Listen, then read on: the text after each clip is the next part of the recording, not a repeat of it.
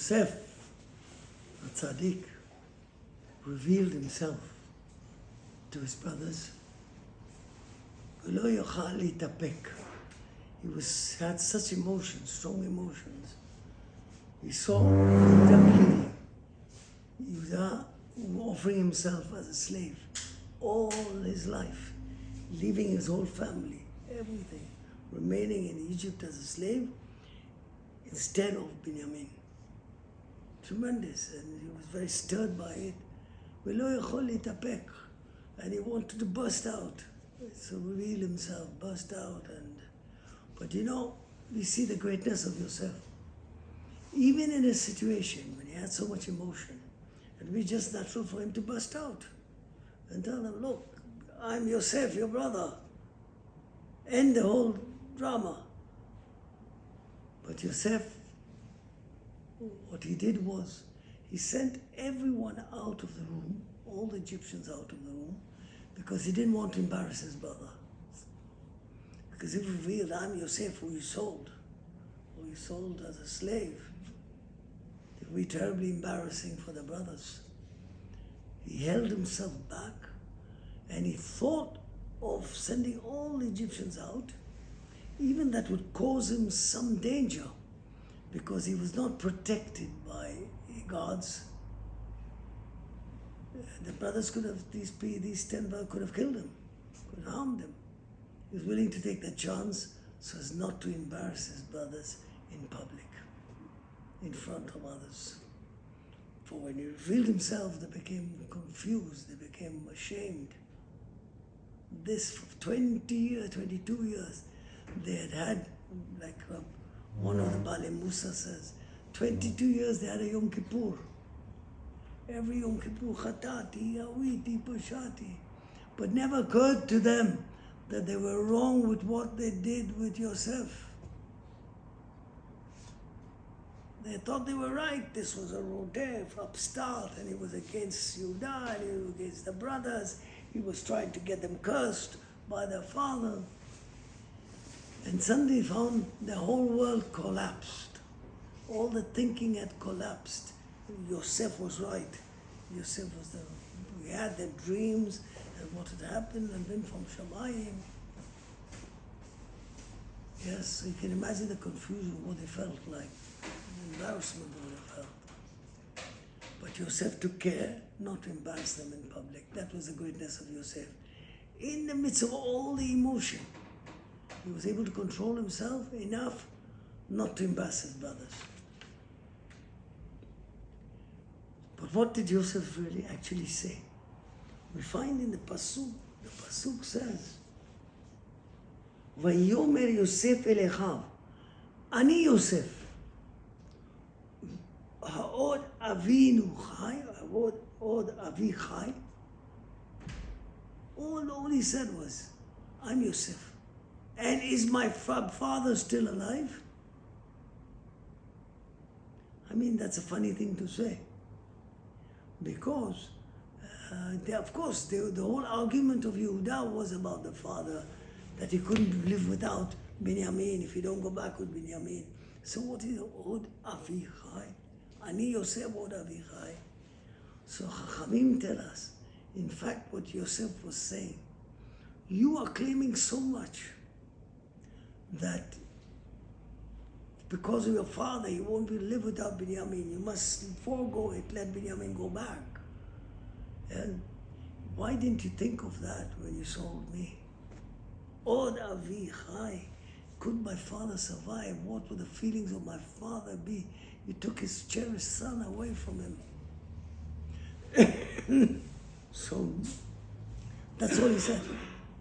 The Midrash says like this. רב אלעזר בן עזריה אומר, אוי לנו מיום הדין.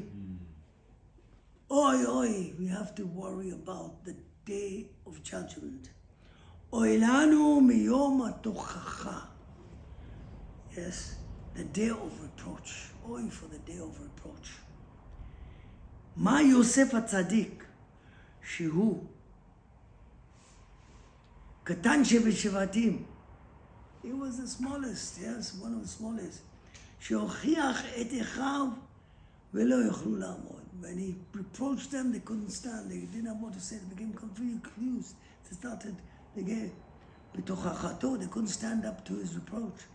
הקדוש ברוך הוא שהוא דיין ובעל דין. הוא יושב על כיסא דין. ודן כל אחד שעל כמה, על אחת כמה וכמה, שאין כל בשר יכולים לעמוד לפניו. Now, this needs a bit of explanation. What are the two things? What's Yom Adin and what's Yom HaTochacha? Yom Adin, so the Beit HaLevi explains, that Yom Adin is, you come to judgment for what you've done wrong. Yes, and you're judged on that, and you get the judgment which you deserve for what you've done wrong. What is Yom HaTochacha? What is reproach? He says reproach might be even worse than that. You've done something wrong, you're willing to accept the punishment. But reproach is when you proved in your own deeds that how untrue you've been to yourself. The excuses you've made, whatever you've given reasons for, yes, are not true.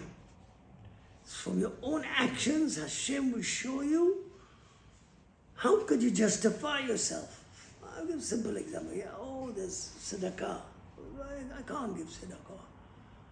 I haven't got, I need to live, I need to do this. But you could buy those new curtains. Look nice. You can't give tzedakah. Yes, from your own deeds it will be proved. I couldn't send my son to a good Jewish school, to a school where, and it costs more, yes, of course, the state schools are free. But yes, and wild education, whatnot. And you showed me from your own actions that when you wanted a good holiday, you could support.